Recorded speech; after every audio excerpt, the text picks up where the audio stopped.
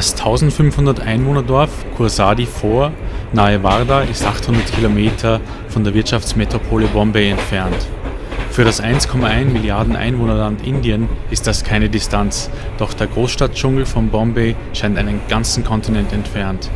42% aller Inder verdienen weniger als 1,25 $ am Tag und noch immer leben 600 Millionen Inder von der Landwirtschaft. Doch die Lage der Landbevölkerung ist in manchen Teilen Indiens verzweifelt und das hat wiederum Auswirkungen auf Bombay, genauer auf die Slums der Stadt. Weil auf dem Land die Einkunftsmöglichkeiten fehlen, nimmt das Tempo der Urbanisierung in Indien rasant zu.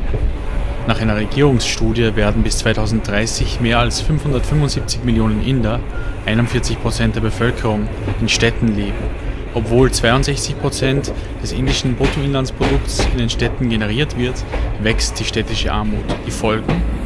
Slums und Obdachlosigkeit. Es ist nicht mehr weit nach Kursadi Fort. Dieser Bezirk hat in Indien traurige Berühmtheit erlangt. Die Region, etwas größer als Österreich, kam in die Schlagzeilen, als sich Mitte der 90er Jahre die Selbstmorde von Bauern zu häufen begannen. 200.000 Landwirte haben sich in Indien seit 1997 das Leben genommen. Die Last ihrer Schulden hat sie erdrückt. 200.000, das sind mehr Menschen als Linz Einwohner hat.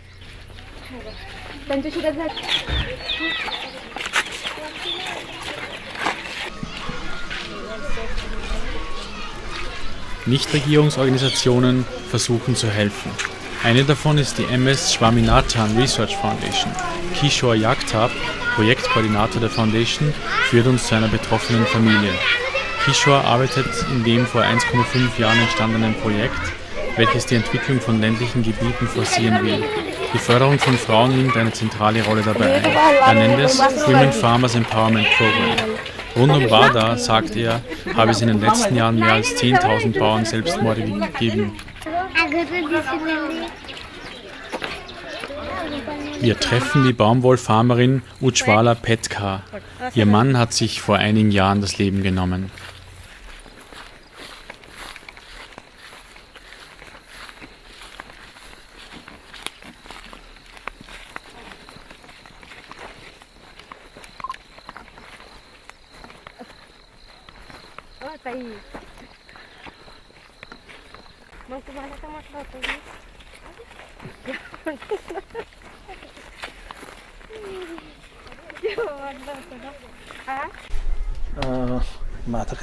आता हे तर आपल्याला म्हणजे संबंध आहेच नवरा बायकोचे म्हणून पण अजूनही तुम्हाला त्यांच्याबद्दलचं the woman sitting in the chair is Ujjwala Petkar and the place where we are standing is Kursadi Fort, which is just say 17 kilometers from Wardha.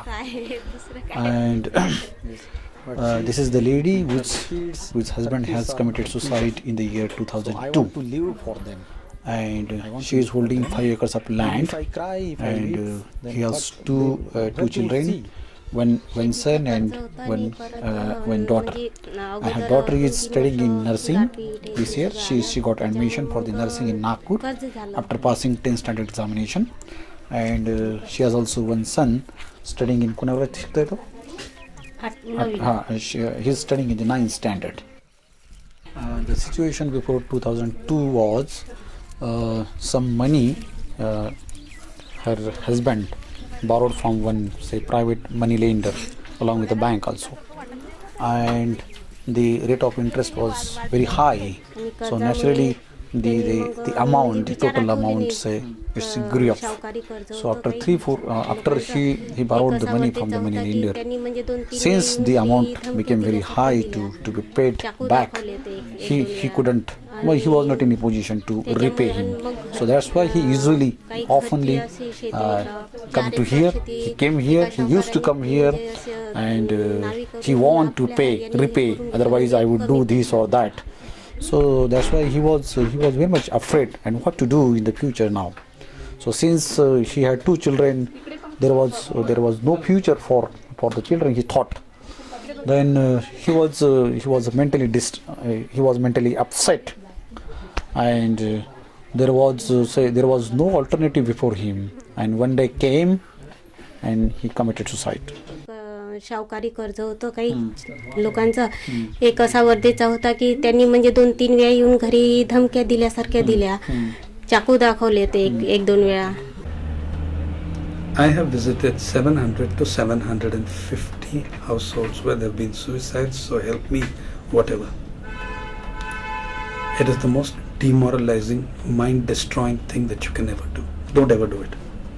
I had to do it because if I didn't do it, the story would die.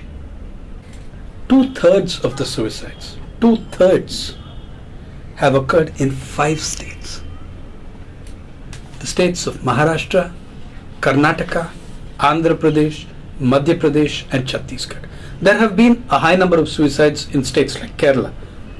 But these 5 states account for 67%. 12 years ago when the data began, they accounted for 52%. So do we think that things are getting better? I'm not so sure. The total number of suicides has gone down marginally. But don't go by 1 year figures because you can have a huge rise in the next year. Now, when I look at these 12 years of data, as I said, I can divide them into 2 halves. I can divide them into 4 quarters. First important fact, 2/3 of the suicides are taking place in 5 states. What do these 5 states have in common? They are all zones of highly commercialized agriculture, cash crop, food for export rather than for consumption, and they are all in the last fag end of green revolution technologies which once helped increase production, which are now harming because of excessive soil fertility loss. And they are also from the soil fertility loss obviously comes from extreme overuse of chemical technologies, right? So that's one common factor. Second common factor is all these areas, which also is linked to the technologies, are not only highly commercialized crops. The cost of cultivation in these regions is much higher than in comparable regions. The breaking point is 8 million people who have quit agriculture between 1991 and 2001 to go where we do not know, to do what we do not know, because no one's monitoring. But the 91 census and the 2001 census compared to each other show me that 8 million people have left farming. The 2011 census that will come next January will show us an even larger number leaving farming. That's a breaking point. When you give up your land, when you give up something that has been generations your family's mainstay and you leave, that's a breaking point.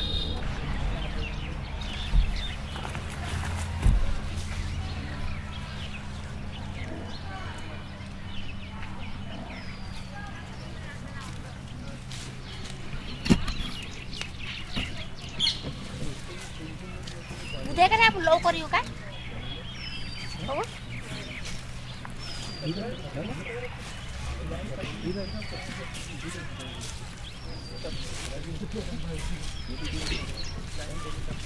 कुठून आलतो आपण?